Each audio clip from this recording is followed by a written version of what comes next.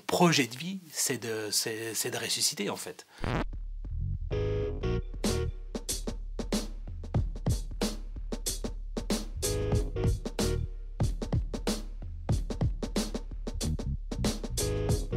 Ce qui me rend vivante, ce qui me fait me sentir vivante, c'est justement de me lever le matin et même si je suis en colère contre certaines choses qui sont difficiles et qui font que tout le monde est fatigué, en fait, tout d'un coup, jaillit un ray de lumière et ça me fait dire, ben oui, même si j'en ai marre, même si c'est difficile, la vie est belle et j'ai envie de la vivre pleinement dans tous ces contrastes. Et ce qui m'a frappée, c'était ce contraste entre qu'on ressentait très fort au printemps dernier, entre l'hôpital qui était très tendu, l'incertitude, la peur, et puis on sort de l'hôpital, et puis le calme, le ciel bleu, la nature qui s'éveille. Alors que nous, on est en pleine tempête, à pas savoir, à plus avoir de repères, la nature, elle nous apaise parce qu'elle reste dans son cycle.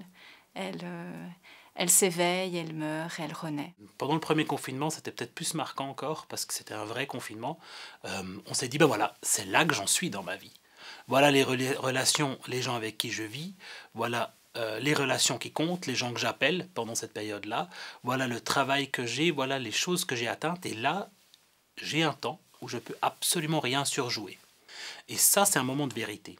Quelque part, il nous met un peu sur pause un moment et nous dit, ben voilà, regarde ta vie en face, c'est ça qu'elle est, et ça, je pense que moi, ça m'a donné un immense élan. Et d'un coup, j'ai l'impression même que l'avenir devient beaucoup plus intéressant, j'ose dire ça, parce que de bien des façons, avant, on allait un petit peu sans se soucier du sens de la vie, de l'appel de nos vies, on allait semble tout droit. Alors que là, d'un coup, on s'arrête et puis on peut chercher une autre direction à notre vie. Plus de profondeur, plus de sens, un autre appel. Se reposer la question de y a-t-il un Dieu, s'est-il révélé, que veut-il de nous. Je trouve que les discussions ont pris une profondeur qui ajoute pas mal de surplus de vie.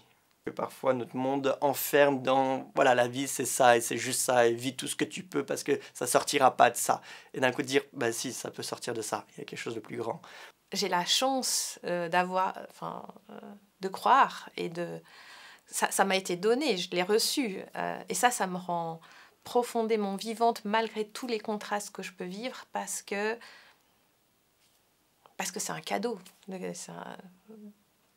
Pour moi, la vie, c'est un miracle.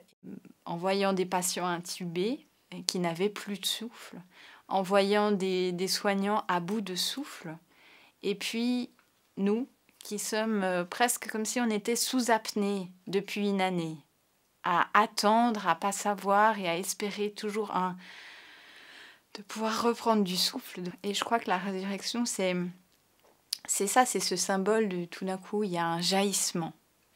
Ça jaillit en nous, on se pose et on reçoit cette renaissance et ce renouveau possible. Alors moi je suis persuadé que voilà, la foi chrétienne s'est bâtie sur un tombeau vide, hein, que si le tombeau n'était pas vide, il n'y aurait pas eu de foi chrétienne, il n'y aurait pas eu d'espérance, il n'y aurait pas eu ce boom de l'époque qui a fait que des gens ont été capables de partir sur les routes, de tout laisser derrière pour annoncer, partager cette grande nouvelle, qu'il faut voir au-delà. Il faut voir au-delà du tombeau, il faut voir au-delà de la mort, et d'un coup, toutes nos vies reprennent un sens différent, quoi. La découverte du tombeau vide a eu lieu à l'aurore, au moment où le soleil et la luminosité commencent à naître après l'obscurité de la nuit. C'est ce moment charnière où tout est encore possible, mais on ne sait pas comment, on ne sait pas vers quoi. Alors, sur ma vie au quotidien, la résurrection du Christ, ça change tout en fait. Il y a un après, il y a un au-delà de la souffrance, il y a une plénitude qui sera donnée. Je ne sais pas comment elle est, j'arrive pas à dire, moi je m'imagine qu'on sera comme ci, comme ça. on a une tendance à définir l'être humain comme une espèce d'animal uniquement matériel, qui quand ça va mal, quand il souffre, quand il meurt, en fait, ben, c'est la fin, une forme de condamné à mort, en fait, dès la conception. Mais là, on dit non, au fond, l'être humain est créé pour la vie. Et c'est ça, sa perspective finale. Alors forcément, ça change complètement ma perception, déjà de où je vais, de quel est le sens de ma vie. Moi, mon projet de vie, c'est de ressusciter, en fait.